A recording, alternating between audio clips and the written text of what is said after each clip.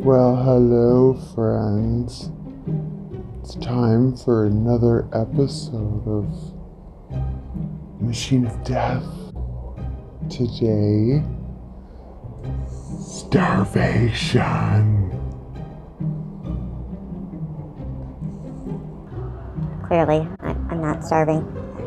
Still enjoying my snacks from Sweden. Thanks, Anna. Okay, anyway. On with the show.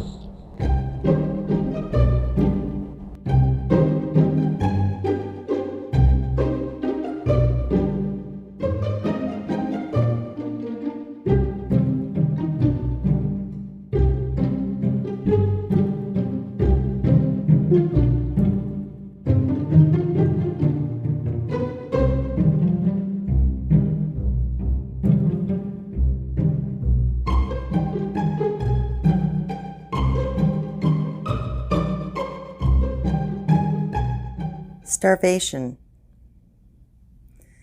Dalton was looking down at his hands. They were dirty and maybe a little bloody too.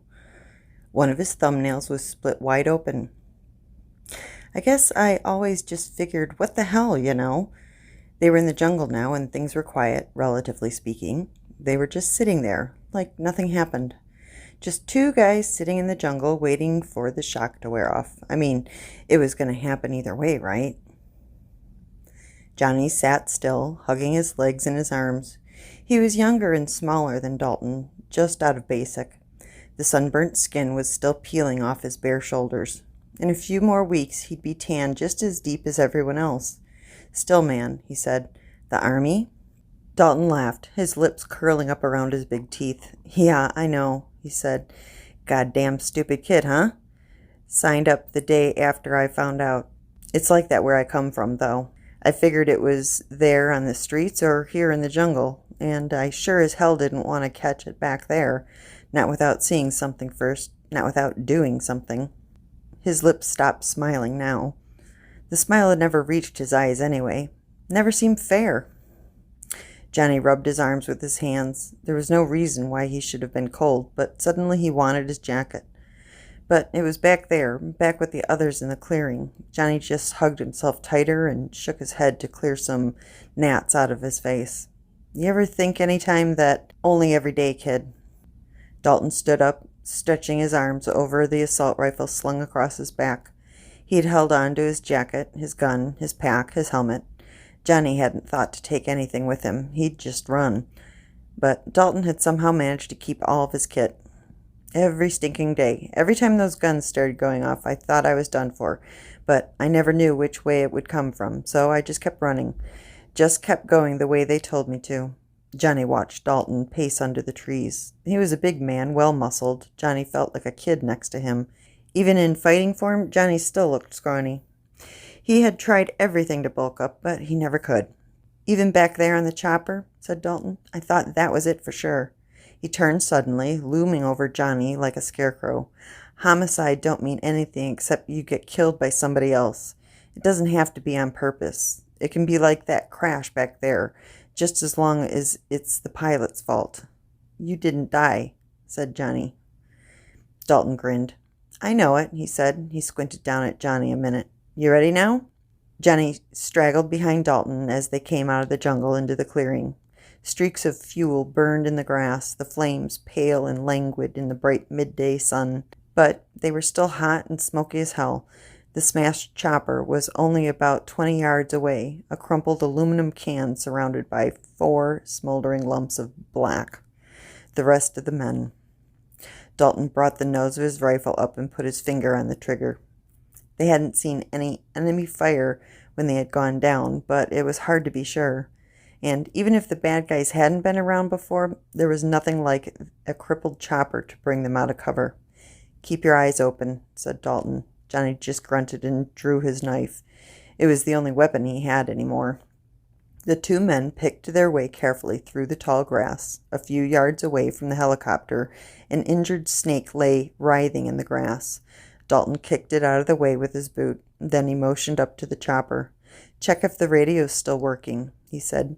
"I can cover you." Johnny moved past Dalton and pushed a clump of reeds out of the way. Suddenly he drew back, his mouth working involuntarily, open and shut. There on the grass in front of him lay a severed head, still encased in its dented helmet. The eyes and mouth were open. It was Sanchez, or maybe Dallas. Johnny couldn't tell for sure. He couldn't look away either. He just felt terror welling up inside him, his lungs tight, and his stomach balled up like somebody had sucker punched him. He thought he heard somebody screaming, and he didn't know if it was coming out of his mouth or if it was just in his brain. Suddenly, a strong hand gripped Johnny's shoulder. He could hear Dalton's voice in his ear. "Don't look at it, kid," said the voice. "Don't look at it. Don't think about it. Just keep going. Just keep doing what you gotta do." Somehow, Johnny felt his feet moving. He inched his way closer to the cockpit, but it was still on fire. It was too hot. He couldn't get any closer. The radio was toast for sure. Dalton, standing a couple yards behind him, could see it too. "Forget it, kid," he called. "Come on back. There's nothing left here. It's all gone." That night, Dalton went back to the clearing to get some embers to build a fire. They only had reeds and rotting wood to burn, but they had plenty of time to try to get them burning. There wasn't anything else to do anyway. Johnny watched Dalton blowing gently on the thin licks of flame. He tossed a handful of grass onto it, and the fire flared up, scattering ashy sparks into the air. Otherwise, it wouldn't do better than sputter. "That'll have to do for now," said Dalton. He leaned back on a fallen log next to Johnny and clapped his knee with his big hand. "You're one hell of a hiker for such a scrawny guy." Johnny just nodded, staring at the fire. One of the logs was starting to smolder a little, the bark curling up as it glowed red. Dalton had forced a march after they'd discovered the radio, and the rest of the supplies were gone. That's how they found out that they'd crashed on an island. It had a little bit of jungle and the clearing where the helicopter had crashed, and a few miles of beach. On 3 sides they could see land close by, but as far as they knew, they were just more islands. Even if one of those blue outlines were the mainland, they wouldn't have known which one or where they were liable to come ashore. It could be right in the middle of an enemy camp. "Well," said Dalton, "here's what we got." He had emptied out his pack. There were rations enough to feed one of them 6 days, or both of them 3 days. It didn't take a genius to do that math. Either way, it wasn't long. "I ain't hungry," said Johnny. "Doesn't matter," said Dalton, pushing one of the MREs at Johnny. "You gotta eat something. I'm not gonna carry you around tomorrow if you're too weak." Johnny laughed. "Yeah, and where are we supposed to go?" "Gotta find water," said Dalton. "Unless you saw a spring somewhere today." Johnny leaned back on the log and shook his head. "No," he said, "I didn't." Dalton held out the MRE again, and Johnny took it this time. He opened it, looking for stars through the canopy the whole time. "What are you doing out here anyway?" asked Dalton. He took a swig from his canteen and wiped his mouth with his sleeve. "You don't seem the type. You seem like a smarter guy than this." "Yeah," said Johnny. "Well, I'm not." He picked at his food for a minute in silence. "I couldn't get into school." "What, high school?" Johnny looked over at Dalton for the first time. He thought he was maybe making fun of him, bullying him, but it didn't look like it. "College," he said. "Oh," said Dalton. "Yeah, well," said Johnny, "I didn't want to flip burgers, so I thought I'd join up and maybe get into school that way, or at least learn how to do something." He wiped his forehead with the back of his hand and rubbed his wrist into his eye socket. The mosquitoes were biting now, or whatever they were. "I didn't think I'd actually end up here." "Nobody does," said Dalton. They were quiet for a few minutes. Johnny nibbled a bit on the food, and Dalton rearranged the fire as best he could. "I can't get Sanchez out of my head back there," he finally said, "still in his helmet like that. I mean, how the hell does that even happen?" He lifted one of the logs and tried to get a bit of bark burning. A puff of smoke hit him in the eyes, and he sat back, blinking. "That's not even the worst part," he said. "Imagine going through your whole life with that on your ticket. I mean, goddamn." Dalton rubbed the last of the smoke out of his eyes, smearing a line of ash down his cheek in the process. He was still looking at the fire. "I've been meaning to ask you," he said slowly. "What's on your ticket, kid?" Johnny didn't answer right away. He couldn't answer.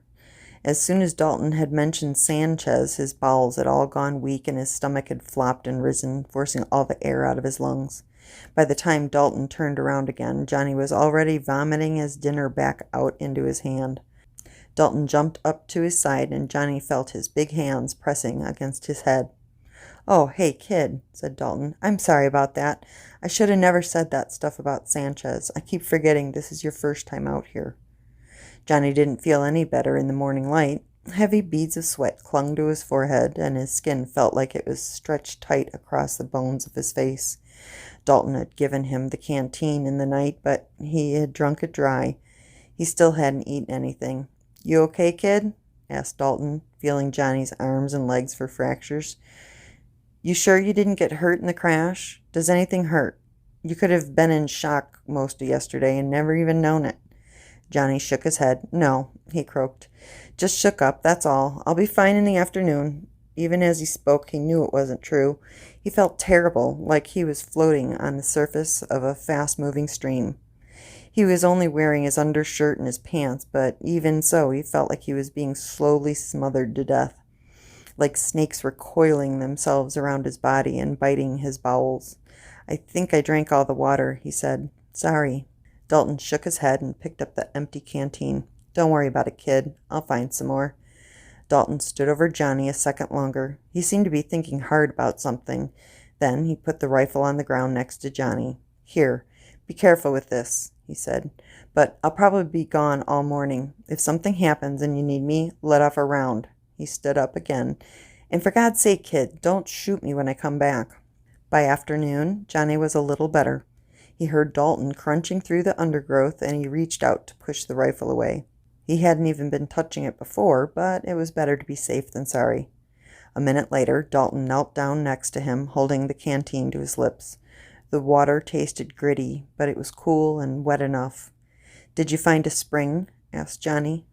Dalton shook his head, squatting on his heels nearby. He picked up his rifle and slung it over his shoulder again. "I ended up collecting the water from leaves." He motioned to the canopy as he took a drink himself. "Dew and stuff, I guess. Sounds like that would take a while." Dalton laughed. "It does." He wiped his forehead. "I just hope I didn't sweat away more than I got." He flashed his big-toothed smile again. He had a rough face, swarthy and twisted, but he looked boyish and almost handsome when he grinned that way. "You eat anything?" "Still not hungry." Dalton nodded, rocking back on his heels. "Look, Johnny," he said, "we have to have a serious talk." Johnny looked over at him, waiting. "How do you die?" Johnny shook his head. "What does it matter to you?" "You know mine," said Dalton. "Homicide, murder, whatever you want to call it. I got a gun, and we each got a knife.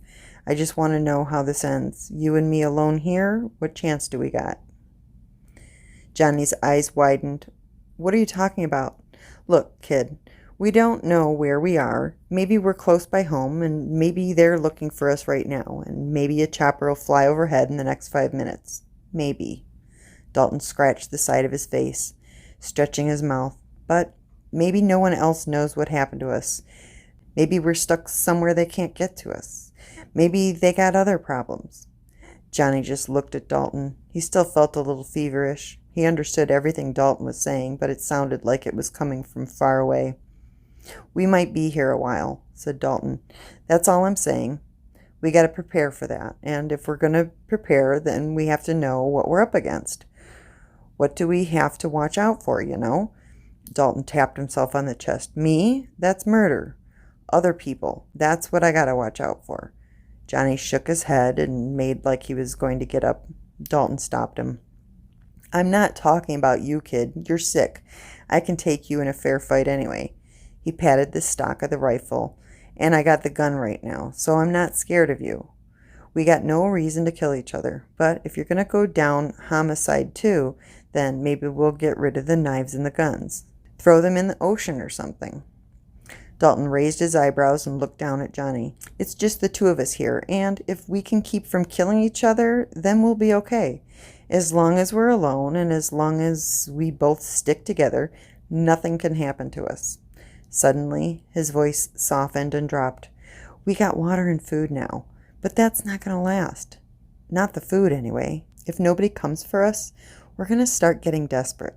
And I'd just as soon not have any weapons around when it happens." Dalton looked down at his hands. "You see what I'm getting at here? We got to know these things so we can do what we have to do before we get to the point when we start thinking crazy things about each other. Dalton paused for a minute. So, how do you die? Johnny breathed in deep. You didn't find any food. Dalton shook his head. What about those snakes or birds? Gotta catch them, Dalton said. And even then, he shrugged. Not much meat on a snake. I didn't even see any fish out there. Maybe there'll be some that come by later, but who knows? And you don't think they're coming for us? Dalton pressed his lips together. I hope they are, he said. But there are a lot of islands out here. We're not exactly in a friendly territory. His voice trailed off. Johnny just nodded inside. All right, then. He raised his eyes to Dalton's. He could feel the sweat breaking out on his forehead and his upper lip. I'm supposed to starve to death. Dalton didn't look surprised. He just looked angry. God damn it, he shouted. He stood up and walked a few paces around the camp, and then he seemed to calm down a little. He went over to the pack and tossed Johnny an MRE. Eat something anyway. Johnny shook his head. What's the point? Can't you see what's happening? We're done for here. They're not going to come, and we're not going to find any food. I don't know. Maybe you make it out okay, but I'm going to die here for sure. Dalton sat down, tipping his head back. He looked at Johnny through his knees, his hands dangling, clasped above his feet. Eat it, he said. If you're right, at least you'll live another day, but you might be wrong. Either way, you might as well eat while you can. Johnny opened the MRE and took a bite. He hadn't realized how hungry he was.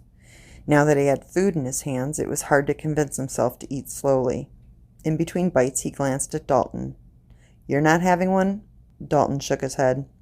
I ate earlier. In the morning of the third day, Johnny felt almost better.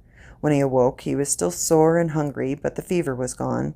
The back of his neck was cold and slick. His arms and legs ached with tension. The muddy places where his buttocks rested against the earth were wet. Looking down at his body, he saw a spider with long, spindly legs climbing up his trousers. Johnny brushed it away and sat up. Thirsty? Asked a voice. Johnny jumped. Dalton, of course. He was holding out the canteen. Johnny took it. You back already? It's almost noon, said Dalton. He was sitting on his haunches again, watching Johnny like a mother hawk over her chicks. He must have been waiting there a while. You want anything to eat? Johnny squeezed his eyes shut and stretched his arms and legs. Better not, he said. There's only 2 left, right? 3. Johnny did the math in his head again. They'd both eaten 2 so far, so there should be only 2 left. You didn't eat yesterday? Asked Johnny. Dalton smiled and shook his head. You have one then, said Johnny. I can have one tomorrow. What's the point of that? Asked Dalton. I'm not planning on starving to death, no matter how little I eat, but you need some food if you're going to get better. We'll split one. In a few minutes, they were eating. After a while, Johnny sat up higher and looked around the little camp that Dalton had built over the past 2 days. There was a place cleared for the fire with a bit of wood drying nearby. Dalton's blanket was hung across a couple of wires stretched between the trees, a tent or a water collector maybe. And that was it. That was the whole camp. Where's the rifle? Asked Johnny. Dalton licked his fingers, trying to suck the last bit of grease off of them. Ditched it, he said. Threw it into the ocean, like I said. He leveled a finger at Johnny. I want to ditch the knives, too. Both of ours. Johnny shook his head. We're going to need them. You should have kept the gun, too. What if there's an animal we could have shot? Or what if somebody shows up? We're running out of food already, said Dalton. It's like I told you before, things are going to get desperate, and who knows what we'll do then. We just got to keep from killing each other, and maybe we'll be okay. Just get rid of the weapons, and we'll be fine. You'll be fine, said Johnny darkly. I'm still going to starve to death. We don't know that. We don't know what's going to happen. Forget it, said Johnny. I'm keeping my knife. You said yourself that you could take me in a fair fight. I'm sick, and I'm not as strong as you. If we get rid of the knives, then I got nothing. This is all I got. Dalton suddenly stood up, gripping his scalp in his hands. Don't you get it? He said. He was kicking the dirt like a mad bull. I can't kill you. I can't do anything to you at all. I'm bigger and I'm stronger and I'm healthier, but none of that means anything. Even if I still had the gun, it wouldn't make a difference. If I come at you, I'm the only one who's got a chance of getting killed. I'd have to be an idiot to risk it. You thought about it? What? You thought about coming at me? Asked Johnny. Damn it, kid, I thought about everything. Dalton looked down at Johnny. His face was harsh. I thought about every possible way to get us both out of here alive. Or one of us, or neither of us. I'm trying to figure this thing out. I'm trying to think of a plan where neither one of us gets hurt. So yeah, I thought about jumping you while you were lying there passed out, but what good would it do? What would be the point? I'd just be risking my neck for nothing. We gotta do this together. It's the only way, and I know I can get us through it, but we gotta get rid of those knives to do it. Forget it! Johnny's voice was loud. He had taken his knife out and was holding it now, squeezing the handle tightly. If we ditch the knives, then there's even less hope we'll ever eat again. And damn it, Dalton, even if you can't kill me, there are other things you can do. Seeing the knife out, Dalton drew his too. There's no point dragging this out then, is there? Why not just do it now if you're so sure at how it all ends? That's what I thought, said Johnny. You keep pretending that you don't think I'm going to kill you. You keep pretending you're not afraid of me. But now what? You trust me so much that you want to fight me when I'm sick? Johnny lurched forward, half rising. The blood rushed to his head and he almost fell over, but he regained his balance. You want to come at me? He waved his knife at Dalton. You want to come at me? Then come. Dalton looked from his knife to Johnny's. He clenched his fists and let out a howl. Then he turned and stalked into the jungle, slashing at vines and branches as he went. He didn't come back at all that day. Johnny hardly slept at all that night, but he dozed a little towards dawn. Still sick and weak, he couldn't force himself to keep watch any longer.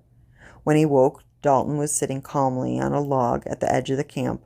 He held up his hands to show they were empty. You were asleep a long time, said Dalton. If I'd wanted to do anything, I could have done it easily enough. Johnny nodded, rolling over. Where's your knife? Dalton jerked his head over his shoulder. See it? It was sticking out of a nearby tree. Can I bring you some water now? A few minutes later, the two men were facing one another, a couple of yards apart. Johnny still kept his knife, but he had sheathed it. They were talking almost easily again. I found a spring yesterday, said Dalton. It was down in a cave, practically underground. I wasn't going to tell you about it. He paused a minute, then cleared his throat. His jaw was tight when he spoke again. It's like I said, though. We do this together, or not at all. Johnny sneered. Yeah. Look, the way I see it, this could still turn out a few different ways. I could have left you here and taken the food and the canteen and not told you about the spring. Then I could have let you chase me all over the island. As long as you never caught up to me, I'd be safe. And eventually, you'd starve. Johnny snorted and looked away. Is that supposed to scare me? He asked. I'd get you sleeping or something. You're missing the point, kid. I don't want to do it that way. I don't want to be sitting here trying to think of ways to get rid of you. I want to get us both out. And if I didn't have homicide on my ticket, we wouldn't be at each other's throats like this. It's just because we think we already know how it's going to work out. But maybe we're wrong. That's the point I'm trying to get at. Maybe we're wrong. There's more than one way to look at this yet. It doesn't have to be us fighting until you kill me and then you starve to death by yourself. So forget about that machine and those damn predictions, and we'll just work this out our own way. Johnny shuddered and closed his eyes. When he opened them, Dalton was holding out his hand. Come on, kid. What do you say? Let's be friends still. We got a chance to get out of this alive, both of us. Let's not give up yet. Johnny sighed, then nodded. He reached up to take Dalton's hand. They shook. You found a spring then? Yeah, said Dalton. If you're strong enough to walk, you can wash off some of that muck. It had been days since Johnny had been on his feet, and after 5 minutes of walking, he could feel it. The jungle was still sticky and hot, and roots kept tripping him up. Dalton led the way, breaking off branches and clearing a path, but Johnny still recoiled from every leaf and every spider web that brushed against him. His nerves all felt like they were twice as sensitive as usual. "You okay back there?" asked Dalton. He didn't turn around. Johnny only grunted. Johnny lost track of time. It could have been an hour or 2 hours. It could have been 20 minutes. All he knew was that he was taking step after step, his hands moving from tree trunks to vines, trying to steady himself. He hated those palm trees. He'd only ever seen them on TV and movies before he shipped out. They had them in Hollywood and Miami and glamorous places like that, but looking at them up close, they didn't even look like real trees. They just reminded him that he was going to die thousands of miles from home where everything was different. There were moments when he would have given his right arm for an oak or maple or an ugly little squirrel. Everybody had to die someday, he knew, but why did it have to happen in a place you hated? Dalton paused and pointed to the jungle. "Fruit tree," he said. "I don't think they're ripe yet, but it's something." Dalton grinned. It was the first time he had looked at Johnny since they started walking. "So don't give up hope yet, kid." They pushed on a little while longer, then Dalton stopped at the lip of a small cliff. It led down into a dark chasm about 15 feet deep. Johnny could only see that the walls were steep and that it was dark under the canopy and rock below. "How you feeling?" asked Dalton. He didn't even wait for an answer. "It's down there, down at the bottom. That's how I missed it the first time." Johnny leaned forward, his hands on his knees. He didn't hear any water, but it had to be there. He was exhausted. If he was ever going to make it back to camp, he needed a rest and a drink and food. "Give me a minute," he said. He didn't even want to think about how he was supposed to get down to the spring. Dalton never should have brought him. He should never have come. "I'll give you a hand," said Dalton, pressing his palm against Johnny's back. "Wait," said Johnny. Dalton's hand pushed against him. He took a stumbling step forwards. "Wait!" The pressure grew more insistent, and Johnny felt himself tipping. He took another stumbling step. The edge of the chasm opened wide before him, stony and dark. Johnny's feet sank into the thick carpets of moss. "Sorry, kid," said Dalton, and suddenly Johnny was moving faster than he thought possible. The ground and the trunks of palms rushed by him, spinning into each other as his feet dragged and scuffed and then lifted entirely into the air, and for one breathless moment Johnny was touching nothing. He had no connection to anything except Dalton's hand clutching his shirt, and then that too was gone, and Johnny tumbled lightheaded through a cushion of air. His arm brushed something rough, and the skin split wide open. He tried to push away, but it kept coming at him, pinning his shoulder tight, until a stabbing pain sliced through his body. Just when he thought his shoulder must snap, his left leg struck hard against something, and he sprung free, spinning through the air again before coming down hard once more on his leg. Something happened in Johnny's ankle, and a rush of black swallowed up his eyeballs in a single gulp and left him tingling for a moment. When Johnny opened his eyes again, there were hands on his body. He thought it must have been 3 or 4 pair, but only Dalton was there. He was stepping back away from Johnny's body, a knife in his hand. Dalton was sweating hard. Johnny tried to move, but his ankle flared into a throbbing ball of pain. There were brands burning all over his body, sharp points of fire on every muscle and bone. "Come on, kid," said Dalton. "Listen to me, kid. Did you hit your head?" He looked down over Johnny, his hands searching his face and head. "Come on, you'll be okay." Johnny didn't say anything. His mouth was full of blood and rocks, sharp hollow pebbles biting into gums. Johnny spit out the blood and the pebbles. Teeth, he knew. Even then he knew. He breathed through his nose. That smelled like blood, too. "I'm sorry," said Dalton. "I'm sorry. I had to do it. But I couldn't let you have that knife. I was going to take it when you were sleeping, but it was too risky. You could have just woken up and stabbed me. You could have just been pretending to sleep. So I had to. I had to. You understand that. I had to do it like this. I knew it wouldn't kill you, so I had to." Dalton looked down at the knife in his hand. He shook his head suddenly and flung it away up over the rim of the chasm. "It's gone now," he said. "It's just you and me now, just us. And we're going to make it, just like I told you." Dalton crouched down, lowering his face next to Johnny's.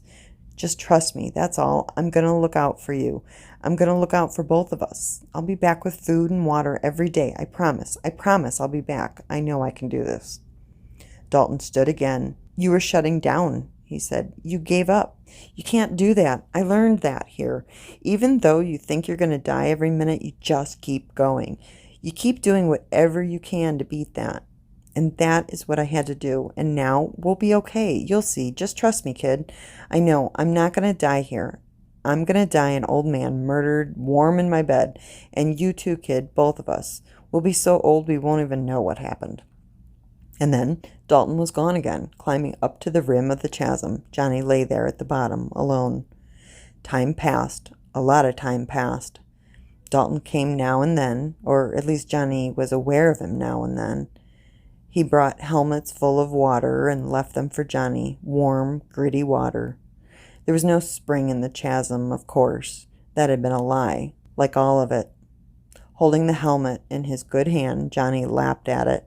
When the fever was on, the water seemed to be full of crawling and swimming things, tiny snakes and tiny fish.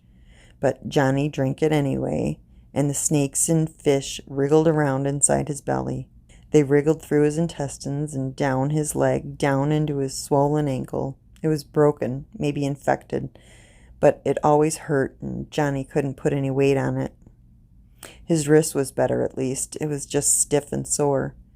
Johnny could squirm his way from place to place at the foot of the cliff. He could squirm up to the wall and lean against it. He could squirm over to where Dalton left the water. He could squirm to the corner if he needed to relieve himself.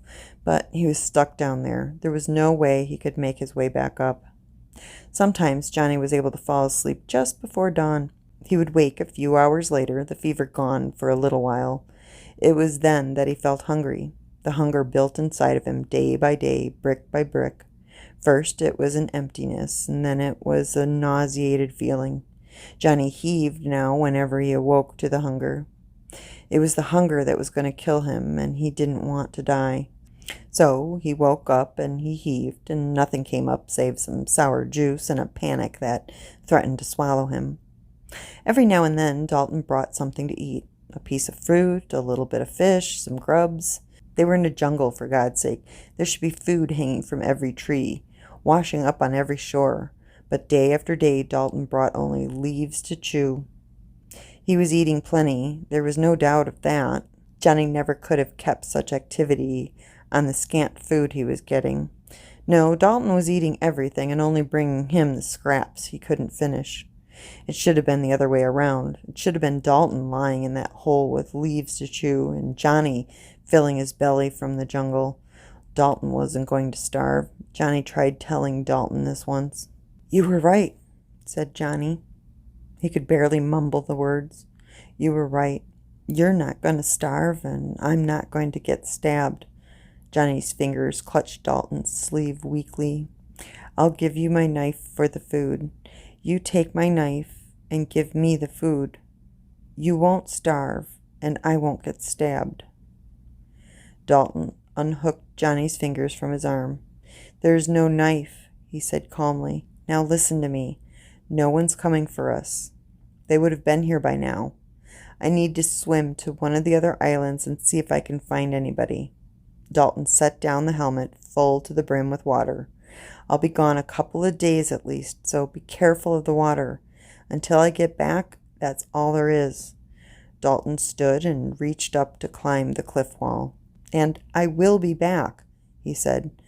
"Don't think I won't be." More time passed. Johnny lapped at the water in the helmet. The hollowness in his stomach grew and sharpened and then dulled again. He didn't heave any more when he awoke. The hunger was too familiar. How long it had been since he had eaten. Johnny didn't know. He didn't even know how many days he had been in that hole. He moved his good hand over his body, feeling his arms and legs and ribs and face. He wanted to feel how much flesh had wasted away, how thin he was. He didn't feel like a skeleton yet. There were still some meaty parts on his body.